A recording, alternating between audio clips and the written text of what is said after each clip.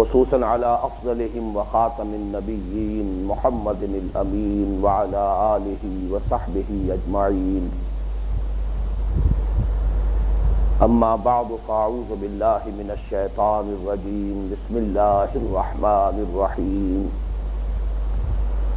هو الذي أرسل رسوله بالهدى ودين الحق ليظهره على الدين كله ولو كره المشركون. صدق الله العظيم. رب اشرح لي صدري ويسر لي أمري واحلل عقدة من لساني يفقهوا قولي. اللهم ربنا ألهمنا رشدنا وأعذنا من شرور أنفسنا.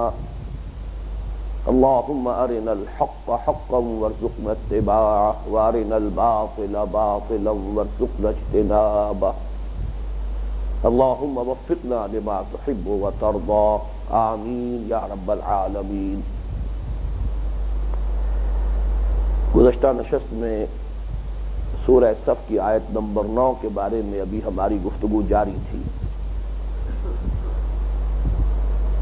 اسی لیے آج میں نے اس آیہ مبارکہ کی تلاوت کی ہے. اس آیت مبارکہ کی اہمیت کے ضمن میں جو باتیں عرض کی جا چکی ہیں انہیں ذہن میں تازہ کر لیں. سب سے پہلے کہ یہ آیت بعین ہی انہی الفاظ میں تو قرآن حکیم میں 2 مرتبہ آئی ہے. سورہ صف کی یہ آیہ مبارکہ آیت نمبر 9، سورہ توبہ میں آیت نمبر 33، پھر اس کا جو جزو اعظم ہے هو الذی ارسل رسولہ بالہدی ودین الحق لیظہرہ علی الدین کلہ، یہ حصہ تیسری مرتبہ آیا ہے سورہ فتح میں. شاہ ولی اللہ دہلوی رحمۃ اللہ علیہ کے بارے میں ایک بات تو میں صراحت کے ساتھ آپ کو بتا چکا ہوں کہ انہوں نے اپنی معرکۃ الآراء تصنیف ازالۃ الخفاء عن خلافۃ الخلفاء میں جن چند آیات قرآنی کو اہم ترین اور نہایت اساسی اور بنیادی اہمیت کی حامل قرار دیا ہے، ان میں سے ایک آیت یہ بھی ہے، بلکہ اولین آیت یہ ہے. ایک دوسری روایت کہ ڈاکٹر رفیع الدین مرحوم و مغفور نے مجھے بتایا تھا کہ کسی مقام پر اپنی تصانیف میں شاہ ولی اللہ دہلوی رحمۃ اللہ علیہ نے اس آیہ مبارکہ کو پورے قرآن حکیم کا عمود بھی قرار دیا ہے. افسوس کہ اس کا حوالہ میرے پاس موجود نہیں. مولانا عبید اللہ سندھی جو فکر ولی اللہ کے یقیناً تسلسل کا ایک بہت بڑا مظہر تھے، انہوں نے اسی آیہ مبارکہ کو عالمی اسلامی انقلاب یا بین الاقوامی اسلامی انقلاب کا عنوان قرار دیا ہے. ایک حقیر اور ناچیز رائے میں نے اپنی بھی عرض کی تھی کہ سیرت النبی علی صاحب الصلاۃ والسلام کا عمود لازماً یہ آیت ہے. یعنی سیرہ مبارکہ کا فہم حاصل نہیں کیا جا سکتا جب تک کہ اس آیت مبارکہ کو سمجھ نہ لیا جائے، اس لیے کہ اس میں حضور کی بعثت کا مقصد بیان ہوا ہے، اور کسی بھی عظیم شخصیت کی اچیومنٹ کو ایسس کرنا ہو تو لازم ہے کہ پہلے یہ بات سمجھ لی جائے کہ ان کا مقصود کیا تھا، ان کا ہدف کیا تھا، انہوں نے اپنے لیے گول کیا معین کیا تھا. ظاہر بات ہے کہ رسول کا مقصد اور رسول کا گول اللہ تعالیٰ کی طرف سے معین ہوتا ہے. چنانچہ اس آیت مبارکہ میں نبی اکرم صلی اللہ علیہ وسلم کا مقصد بعثت اللہ نے بیان کیا ہے. اس کے حوالے سے دیکھا جائے گا کہ نبی اکرم صلی اللہ علیہ وسلم نے اپنے اس مقصد بعثت کو کس حد تک اور کس طریقے پر عمل پیرا ہو کر پورا کیا.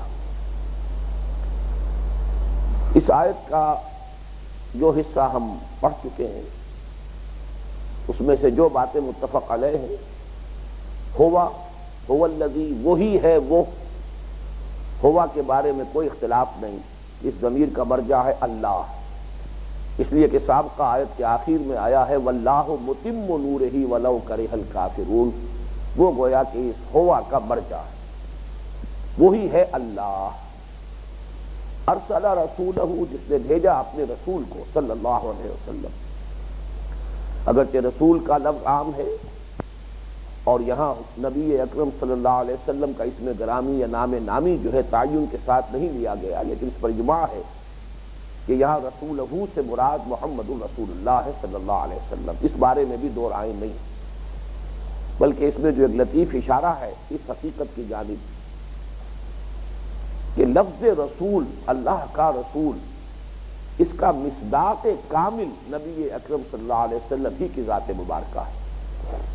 اگرچہ رسول تو بہت سے ہیں، لیکن یہ کہ جیسا کہ میں آگے چل کر ذرا تفصیل سے بھی عرض کروں گا، کیونکہ آپ پر رسالت کی تکمیل ہوئی ہے، لہذا دوسرے انبیاء اور رسل کی بعض نسبتوں کے حوالے سے اگر دیکھا جائے، حضرت آدم کے لیے لفظ آتا ہے صفی اللہ، حضرت نوح کے لیے نجی اللہ، حضرت ابراہیم کے لیے خلیل اللہ، حضرت اسماعیل کے لیے ذبیح اللہ، حضرت موسیٰ کے لیے کلیم اللہ، حضرت عیسیٰ کے لیے روح اللہ، لیکن نبی اکرم صلی اللہ علیہ وسلم کے لیے رسول اللہ، گویا کہ رسالت کا مصداق اتم اور کامل آپ هو الذی ارسل رسولہ بالہدی ودین الحق، با حرف جار ہے، وہی ہے اللہ جس نے بھیجا اپنے رسول محمد کو صلی اللہ علیہ وسلم دو چیزوں کے ساتھ، ایک الہدی اور ایک دین حق۔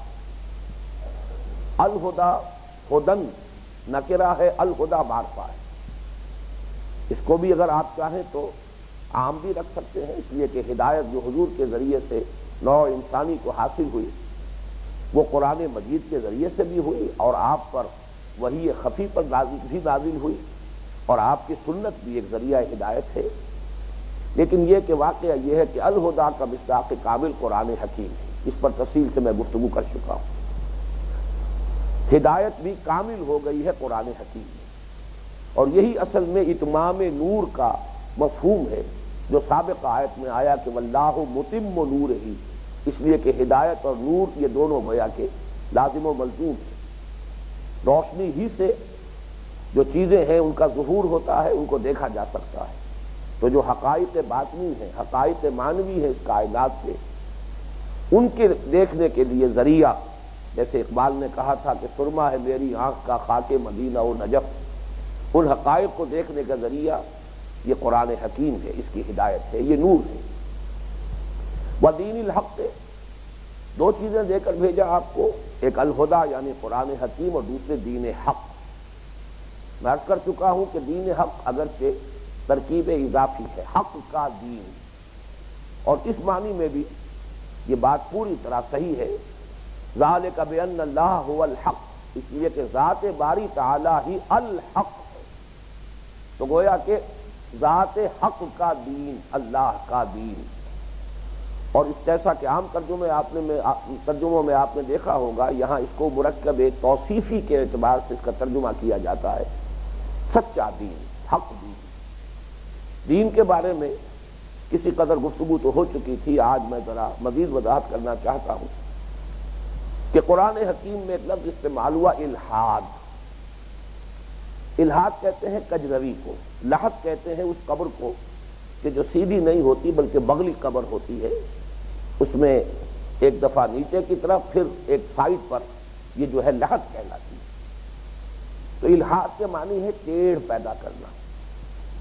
اللہ کے اسماء کے بارے میں، اللہ قرآن مجید کی آیات کے بارے میں الحاد کا لفظ استعمال ہوا ہے۔ سورۃ الاعراف کی آیت 180 میں ہے الذین یلحدون فی اسمائہ، اللہ کے اسماء کے مفہوم کی تعیین میں کجروی اختیار کرنا۔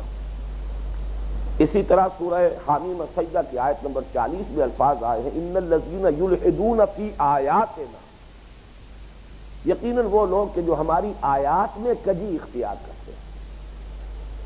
آیات الہیہ میں اور آیات قرآنیہ میں الحاد اور انحراف اگرچہ لفظاً تو نہیں ہو سکا، اس کی حفاظت کا ذمہ اللہ نے لے لیا تھا، انا نحن نزلنا الذکر وانا لہ لحافظون، لیکن معنوی الحاد اور انحراف ہوا ہے، اور اس معنوی الحاد اور انحراف کا ایک بہت بڑا مظہر جو ہے اس آیت کریمہ پر جو مشق ستم ہوئی ہے وہ ہے۔ اور اس کا اصل سبب کیا ہے کہ ہمارے ہاں ایک تھوڑے سے عرصے کے بعد خلافت راشدہ آ حضور کا دور، پھر خلافت راشدہ کا زمانہ، اس کے بعد کچھ مختصر زمانہ اور اس کے بعد سے تدریجاً اسلام کے دین ہونے کی بجائے مذہب ہونے کا تصور پیدا ہوتا چلا گیا۔ حالانکہ پورے قرآن حکیم میں مذہب کا لفظ آیا ہی نہیں، مذہب عربی زبان کا لفظ ہے، مسلک بھی آیا ہے قرآن میں، طریقت بھی آیا ہے قرآن میں، مذہب نہیں آیا۔ لیکن یہ کہ سب سے زیادہ اس وقت دنیا میں خود مسلمانوں کی زبان پر جو لفظ چڑھا ہوا وہ مذہب ہے، میرا مذہب، ہمارا مذہب، اور یہ در حقیقت الحاد اور انحراف کی ایک بہت بڑی علامت ہے۔ دین جیسے کہ میں وضاحت کر چکا ہوں کامل نظام اطاعت کا نام ہے، جبکہ مذہب دنیا میں معروف ہے، مشہور ہے، معلوم ہے، متفق علیہ ہے کہ یہ انسانی زندگی کے صرف ایک حصے سے بحث کرتا ہے۔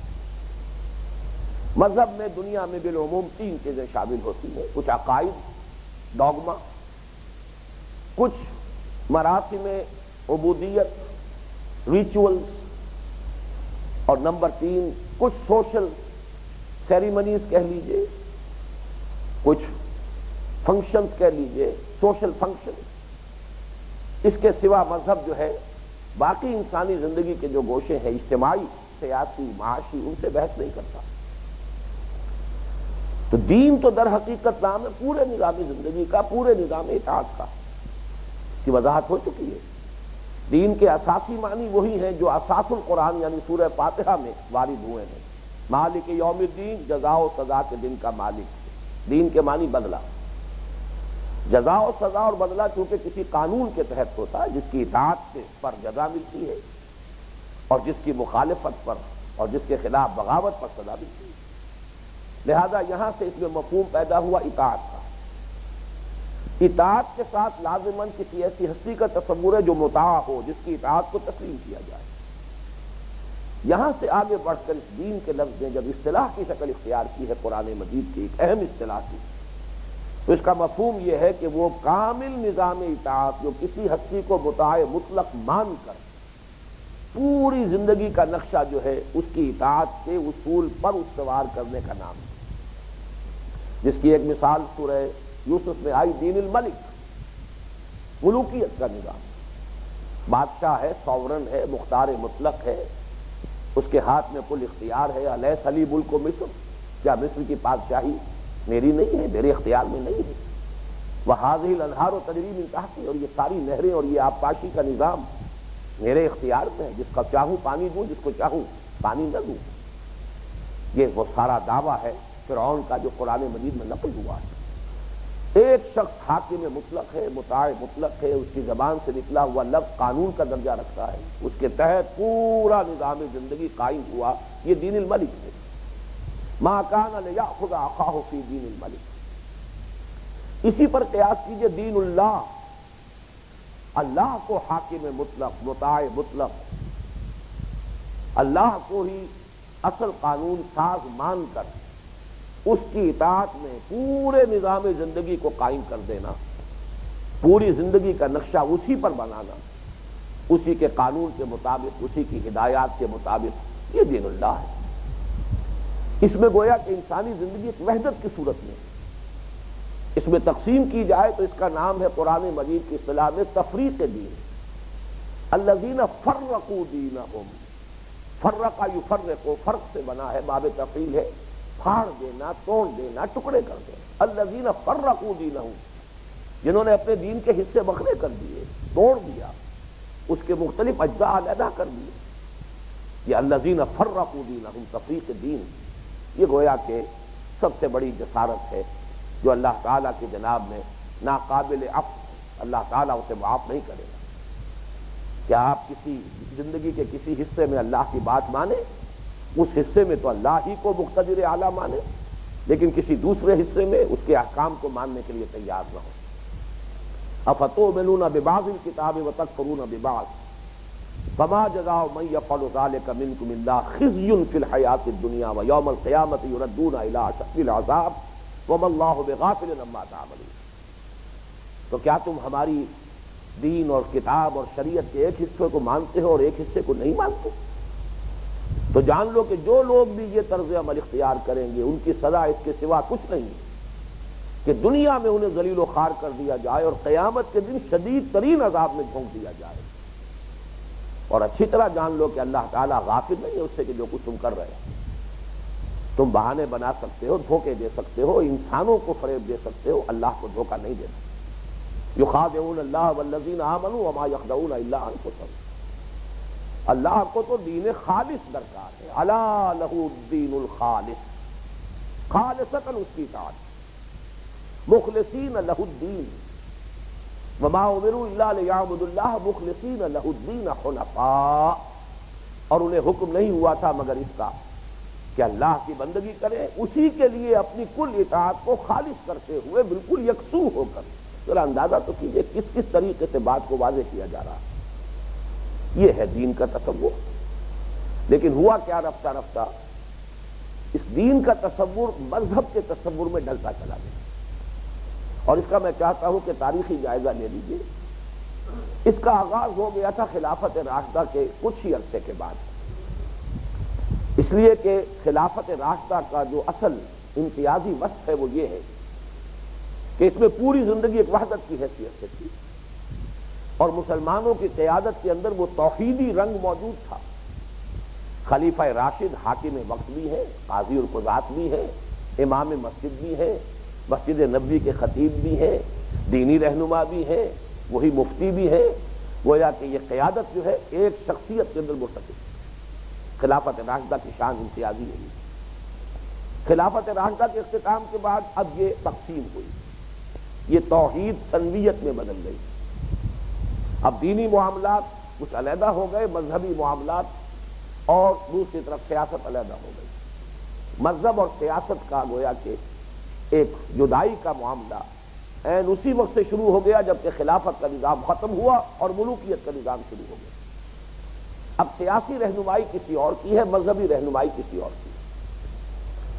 اور اس کا جو المناک ترین باب ہے اس داستان کا وہ یہ ہے کہ کچھ ہی آگے چل کر مذہبی قیادت بھی دو حصوں میں تقسیم ہو گئی۔ ایک علمی قیادت جس میں علماء، مفسرین، محدثین، فقہاء، مفتی حضرات، قاضی حضرات شامل تھے، اور دوسرے روحانی قیادت، صوفیاء، اولیاء اللہ۔ گویا کہ یہ وحدت تثلیث میں بدل گئی، توحید نے تثلیث کی صورت اختیار کر لی۔ بڑا پیارا مصرع ہے علامہ اقبال کا، لے گئے تثلیث کے فرزند میراث خلیل۔ اگرچہ اس میں تو اشارہ ہے کہ عیسائیوں نے کس طریقے سے اس صدی کے آغاز میں عالم اسلام پر سیادت اور قیادت اور قبضہ حاصل کیا ہے۔ اگرچہ شروع تو 200 برس قبل سے ہو چکا تھا، لیکن اس صدی کے آغاز میں تو پورا کا پورا عالم اسلام جو ہے وہ عیسائیوں کے زیر نگین آ گیا۔ وہ تثلیث کے فرزند ہے، لے گئے تثلیث کے فرزند میراث خلیل۔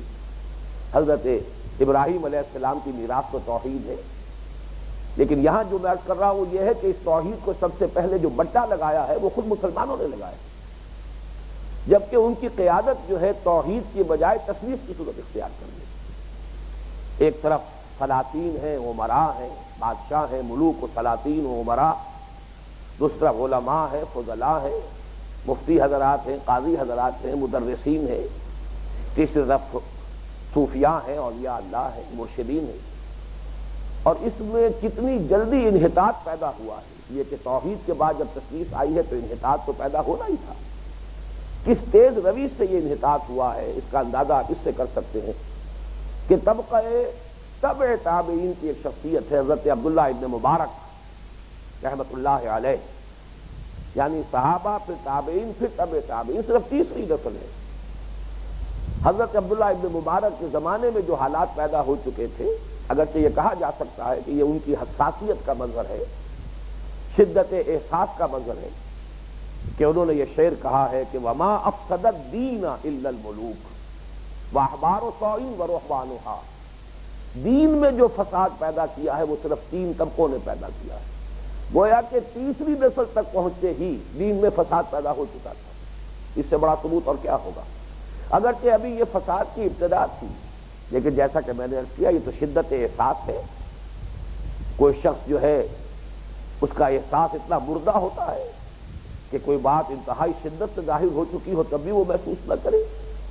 اور کوئی ایسا شخص بھی ہو سکتا ہے کہ جس کا شدت احساس کا عالم یہ ہو کہ جیسے ہی اس کا ظہور ہو یا آغاز ہو وہ اسے محسوس کر لے.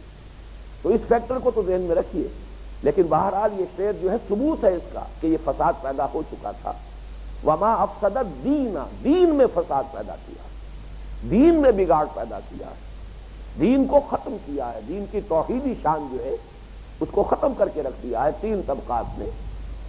وہ کیا ہے؟ الا الملوک، بادشاہ، امراء، سلاطین، اور نمبر 2 احبار و صوئم. احبار حبر کی جمع ہے، حبر کہتے ہیں بہت بڑا عالم، لیکن 100 کا لفظ ہے، یعنی علماء سو جنہیں ہم کہتے ہیں عام، ہماری غلط عام جو تلفظ ہے علماء سو، لیکن یہ کہ یہ صحیح تلفظ علماء 100 ہے. برے علماء، دنیا دار علماء ہیں، مفتی، قاضی، مفسر، محدث، لیکن حقیقتاً طالب دنیا ہے. اپنی ان تمام جو بھی توانائیاں اور صلاحیتیں ہیں انہیں حقیقت میں صرف کر رہے ہیں دنیا کے حصول کے لیے.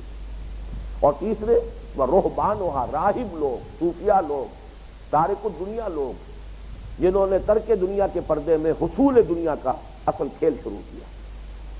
جائیدادیں بن رہی ہیں، اپنی اولاد کے لیے بڑی بڑی جائیدادیں چھوڑ کر جا رہے ہیں، ذرا حال ہے کہ ظاہر میں فقر کا جو ہے وہ دعویٰ کیا جا رہا ہے.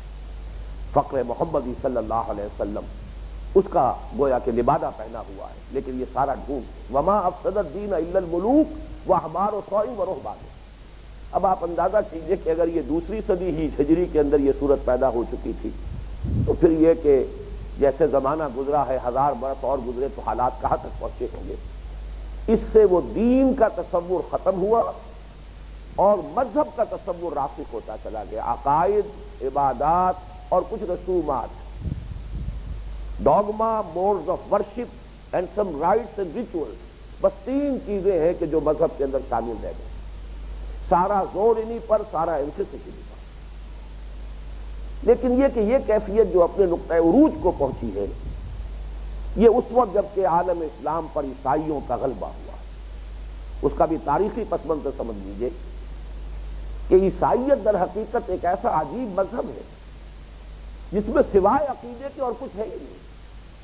وہاں تو کوئی خاص موڈز آف ورشپ بھی نہیں ہے، کوئی شریعت ہے ہی نہیں، نہ کوئی شے حلال، نہ کوئی شے فرض، نہ کوئی واجب، نہ کوئی حرام، کوئی شے نہیں.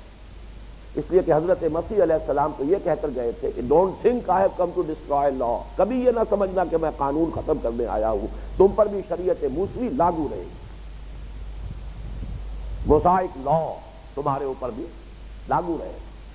لیکن سینٹ پال نے بیک جنبش قلم شریعت منسوخ کر دی. بلکہ ان لوگوں کی زیدہ دلیری کا یہ عالم ہے کہ شریعت کو لعنت سے تعبیر کرتی. شریعت لعنت.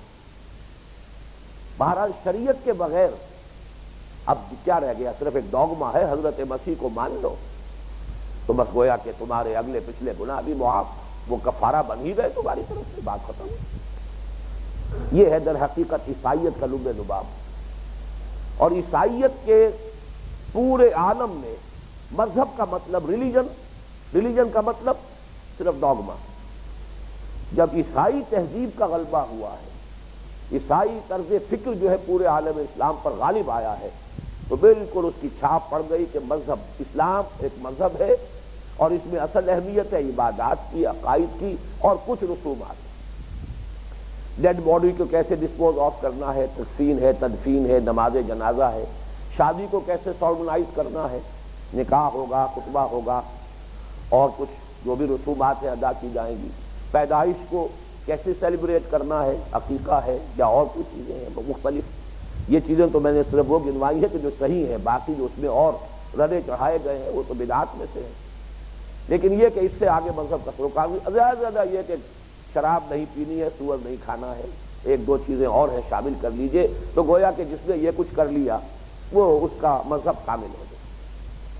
چنانچہ اسی کا منظر ہے کہ ہندوستان میں انگریزی دور میں ایک بہت بڑے عالم دین، اور عالم دین ہی نہیں، بہت بڑے مرشد طریقت، ان کے یہ الفاظ سامنے آئے کہ ہمیں کوئی کام ایسا نہیں کرنا چاہیے جو ہمارے حکمرانوں کی تشویش کا موجب ہو، اس لیے کہ انہوں نے ہمیں مذہبی آزادی دی ہوئی. یہ مذہبی آزادی انورٹڈ کاماز میں ان الفاظ کو سمجھیے کہ یہ کس فکر کی غمازی کر رہے ہیں میرے ساتھ. انہوں نے ہمیں مذہبی آزادی دے رکھی. اس پر تھپی چست کی تھی بالکل بجا طور پر علامہ اقبال نے کہ ملا کو جو ہے ہند میں سجدے کی اجازت، ناداں یہ سمجھتا ہے کہ اسلام ہے آزاد. اسلام کو مذہب بنا دیا، مذہبی آزادی پر اپنے ان حکمرانوں کا گویا کہ شکریہ ادا کیا جا رہا ہے، ان کا احسان مانا جا رہا ہے. یہ ہے در حقیقت اس لفظ دین کے بارے میں الحاد اور انحراف. لیکن دین کیا ہے؟ دین الحق، اللہ کا دین، ذات حق کا دین یا سچا دین.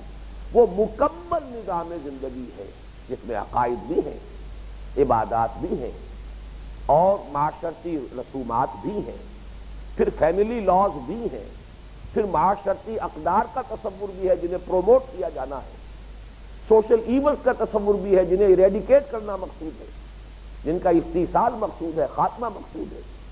پھر پورا ایک معاشی نظام ہے، اس میں سود حرام ہے، جوا حرام ہے، اس میں لین دین کے قواعد معین ہیں، قانون وراثت ہے. پھر پورا ایک تعزیرات کا نظام ہے، حدود اور تعزیرات کا، پورا فوجداری قانون ہے، پورا دیوانی قانون ہے، پورا سیاسی نظام ہے.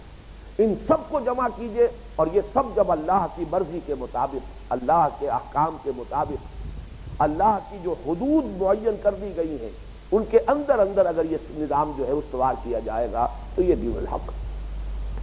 اس بات کو مزید سمجھ لیجئے کہ عہد حاضر میں یہ دین کا تصور زیادہ سمجھ میں آپ کے آ جائے گا اگر جو اس وقت کا مقبول ترین نظام سیاست ہے، ڈیموکریسی، جمہوریت، اس کی حقیقت کو اگر آپ تعبیر کرنا چاہیں دین کے لفظ کے حوالے سے، یہ دین الجمہور ہے.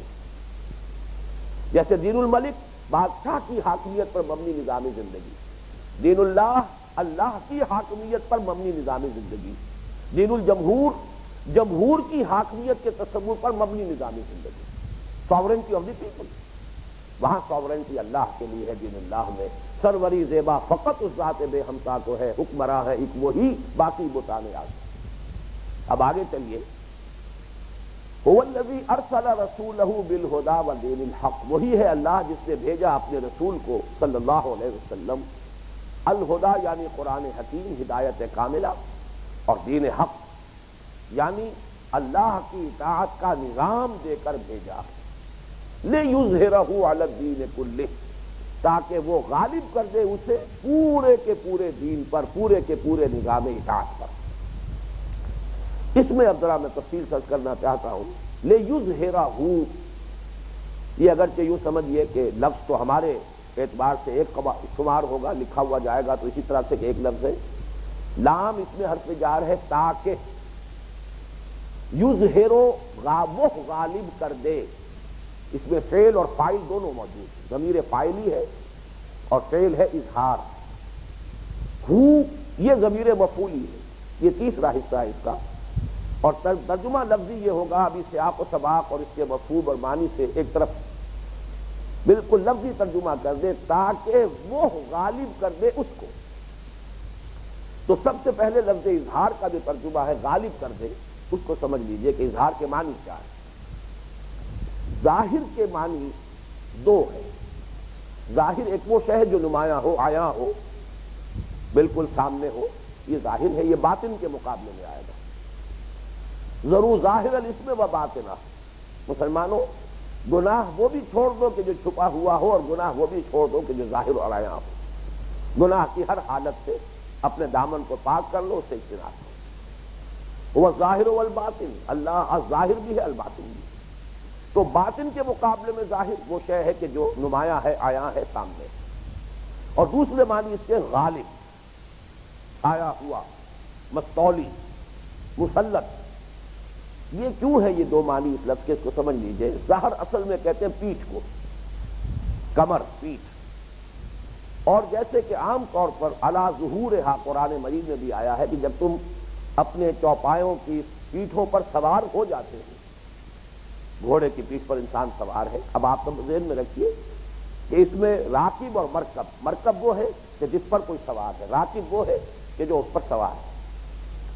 اب یہاں نظر آ جائے گا کہ ظاہر بات ہے کہ راکب غالب ہے مرکب پر، مرکب اس کے کنٹرول میں ہے، تبھی تو وہ راکب ہے. ورنہ تو وہ زور گھوڑا جو ہے اسے پٹخنی دے گا، کہیں گرا دے گا. اگر وہ واقعی سوار ہے تو وہ غالب ہے گھوڑے کے اوپر، گھوڑا اس سے قابو ہے. اور مرکب کے مقابلے میں راکب جو ہے وہ زیادہ ظاہر بھی ہے، عیاں بھی ہے، بلند بھی ہے، اونچا ہے. یہ دونوں مفہوم، اظہار، کسی کی پیٹھ پر سوار کر دینا، کسی شے کو نمایاں کر دینا، جیسے کہ راکب مرکب پر نمایاں ہوتا ہے، اور کسی کو غالب کر دینا جیسے کہ راکب مرکب پر غالب ہوتا ہے. لِیُظْہِرَہُ، اب یہاں پہ ضمائر کی بحث ہے، جس کے بارے میں میں نے ابتدا میں عرض کیا تھا کہ کچھ لوگ کہ جو کنی کترانا چاہتے ہیں، جان بچانا چاہتے ہیں، تپتی راہیں مجھ کو پکاریں، دامن پکڑے چھاؤں گھنیری، اظہار دین حق کے فریضے سے کنی کترا کر جان و مال جو ہے اس کے لیے خطرات اور قربانیاں جو ہے وہ مول لینے کو تیار نہیں ہے. انہوں نے یہاں ضمائر کا جو ہے ایک ایسا مسئلہ اور ایک ایسی بحث کھڑی کر دی ہے کہ جس میں واقعہ یہ ہے اپنی جگہ پر کہ ان کی ساری کوششیں رائے گاہ ہیں. جیسا کہ میں عرض کر چکا ہوں، قرآن اپنے مفہوم کی حفاظت کرنے پر خود پوری طریقے سے قادر ہے. لا یاتیہ الباطل، اس پر باطل حملہ آور ہو ہی نہیں سکتا، یا نہ سامنے سے من بین ولا من خلفہ، من بین یدہ ولا من خلفہ، نہ تو سامنے سے نہ پیچھے. تو اس کو میں واضح کر دینا چاہتا ہوں کہ دو رائے ہیں یظہرہ کی ضمیر فاعلی کے بارے میں. ایک تو یہ کہ اس سے مراد ہے کہ رسول غالب کر دے، گویا کہ مرجع جو ہے رسول ہے. هو الذی ارسل رسولہ، یظہرہ کی ضمیر فاعلی رسولہ کی طرف راجع ہے. لیکن دوسری رائے یہ دی گئی ہے کہ یہاں اصل میں مراد اللہ ہے، تاکہ اللہ غالب کر دے. گویا کہ یہ غالب کرنے کا فریضہ محمد صلی اللہ علیہ وسلم اور ان کے ساتھیوں کا نہیں تھا، یہ تو ایک تکوینی فعل تھا. اللہ تعالیٰ کی اپنی مشیت، اللہ کی اپنی قدرت، اللہ تعالیٰ کے اپنے فیصلے کے تحت ہوا ہے. اس میں نہ اس وقت کسی انسانی کسی جد و جہد کو کوئی دخل تھا، کسی ارادے کو کوئی دخل تھا، کسی پلاننگ کو کوئی دخل تھا، اور نہ آئندہ اس کے لیے کسی انسانی محنت اور جد و جہد کا کوئی سوال ہے. یہ تو تکوینی معاملہ ہے، اللہ تعالیٰ جب چاہے گا کر دے گا. لِیُظْہِرَہُ کا نوٹ کر لیجئے. ضمیر فاعلی کے بارے میں دو رائے آئیں، فاعل اللہ ہے یا فاعل اللہ کا رسول ہے صلی اللہ علیہ وسلم. اسی طرح ضمیر مفعولی کی دو رائیں تو موجود ہیں. لِیُظْہِرَہُ، ہو سے مراد اللہ کا دین، دین حق نمبر ایک، یا رسول یہ نمبر دو. ایک تیسری رائے اور بھی ممکن ہے، اگرچہ وہ میرے علم میں نہیں ہے کہ کسی نے اس کو اختیار کیا ہو. ہو کی ضمیر فاعلی خود اللہ کی ذات کی طرف بھی راجع ہو سکتی ہے. گویا کہ 6 ترجمے ہو سکتے ہیں. تاکہ اللہ غالب کر دے اپنے دین کو، تاکہ اللہ غالب کر دے اپنے رسول کو. دوسرا ترجمہ کیا ہوگا؟ تاکہ رسول غالب کر دے دین حق کو، یا رسول غالب کر دے اللہ کو پورے کے پورے نظام پر. یہ 4 مفاہیم اس سے نکل سکتے ہیں، لیکن یہ کہ ذرا تجزیہ کریں گے تو نظر آئے گا کہ چاروں کا اصل مدلول، اصل مفہوم کے اعتبار سے چاروں میں کوئی فرق نہیں. اللہ غالب کر دے یا رسول غالب کر دے. ہمارا ایمان ہے کہ فاعل حقیقی تو ہر فعل میں، ہر حال میں صرف اللہ ہے. لا فاعل فی الحقیقت ولا مؤثر الا اللہ. میں نے یہ چیز اٹھائی، اگرچہ میں نے ارادہ کیا، میں نے کوشش کی، لیکن فاعل حقیقی اللہ ہے. میں کاسب عمل تو ہوں، خالق عمل نہیں ہوں، اس لیے کہ میرا پورا وجود اللہ کے اذن کے تابع ہے. اللہ کے اذن کے بغیر کوئی پتہ تک جنبش نہیں کر سکتا.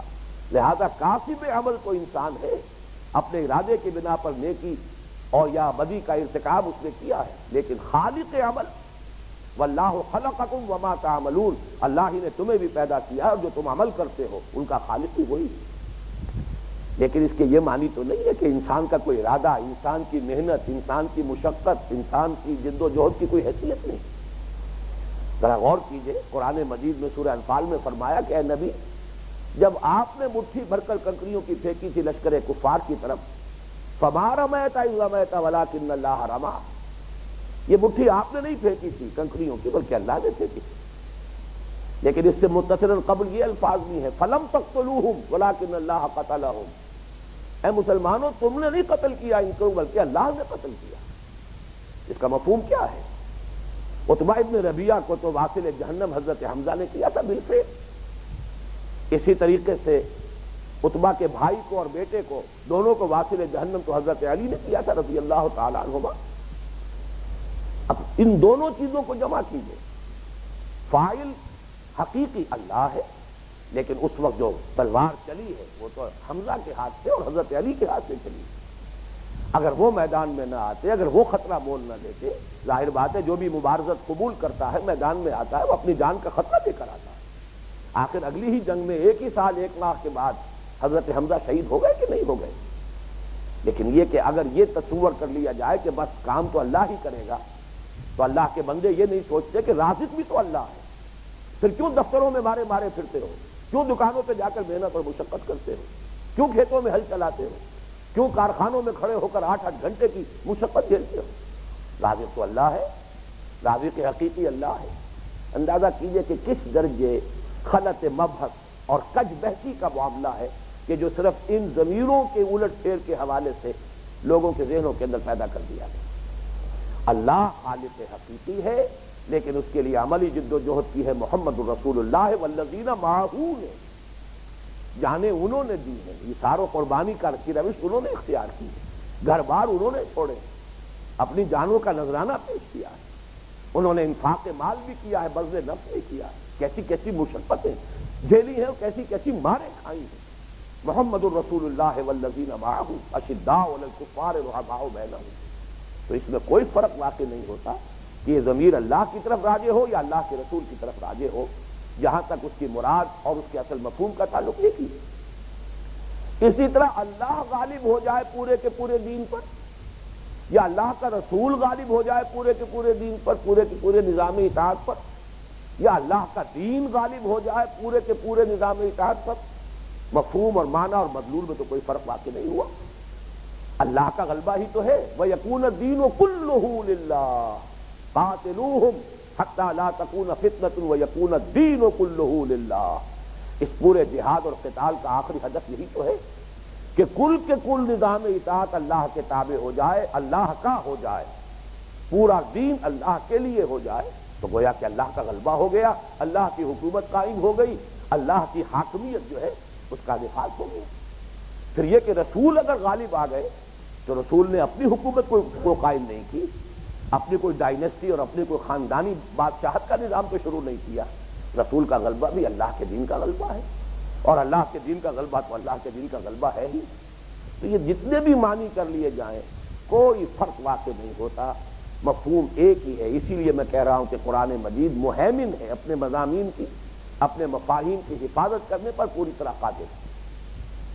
آگے پھر ایک لفظ آ رہا ہے اور اس میں بھی اسی دین کے تصور کے ساتھ مزید اضافہ ہوا الحاد اور انحراف کا، لِیُظْہِرَہُ تاکہ غالب کر دے اس کو۔ اور یہاں پر اب تمام ضمائر کی اس پوری بحث کے بعد جو مفہوم سب سے زیادہ نمایاں اور واضح ہوتا ہے وہ اس سے تاکہ رسول غالب کر دیں اللہ کے اس دین کو، دین حق کو، علی الدین کلہ، پورے کے پورے دین پر۔ یہاں بھی آج کل کے جو تراجم زیادہ کہ جو معروف ہو گئے ہیں اور مشہور ہو گئے ہیں، متداول ہیں، ان میں ترجمہ کیا جاتا ہے دین کلہ ہی کا تمام ادیان۔ یہ بھی در حقیقت وہ مذاہب کا تصور ہے کہ جو یہاں اس ترجمے میں گھس گیا ہے۔ اس کے لیے میں آپ سے عرض کرتا ہوں کہ اگرچہ اردو تراجم جو ہیں ان کے سب سے بڑے منبع اور سرچشمے جو ہیں وہ 2 تراجم ہیں جو شاہ ولی اللہ دہلوی رحمۃ اللہ علیہ کے 2 عظیم فرزندوں شاہ رفیع الدین اور شاہ عبد القادر نے کیے ہیں رحمہم اللہ۔ شاہ عبد القادر کا ترجمہ اس میں کچھ محاورے کی رعایت زیادہ ہے، لوگوں کے فہم کے قریب جو پاپولر یوسیج تھا زبان کا اس وقت، اس کی زیادہ التزام کی کوشش کی گئی ہے تاکہ مفہوم لوگوں کے ذہنوں تک پہنچ جائے۔ جبکہ شاہ رفیع الدین دہلوی رحمۃ اللہ علیہ نے جو ترجمہ کیا تھا وہ خالص لفظی کیا تھا، اس میں لفظ کے اصل مفہوم ہی کی رعایت رکھی ہے، چاہے وہ محاورہ اور عام جو عرف ہے اس وقت کا اس کے مطابق نہ ہو۔ اور یہی 2 تراجم سمجھ لیجئے کہ جتنے اس کے بعد اردو کے ترجمے ہوئے ہیں، جتنی تفسیریں لکھی گئی ہیں، کوئی مترجم کوئی مفسر ایسا نہیں ہے جو ان سے مستغنی رہا، انہی کا تسلسل ہے، انہی سے خوشہ چینی ہے۔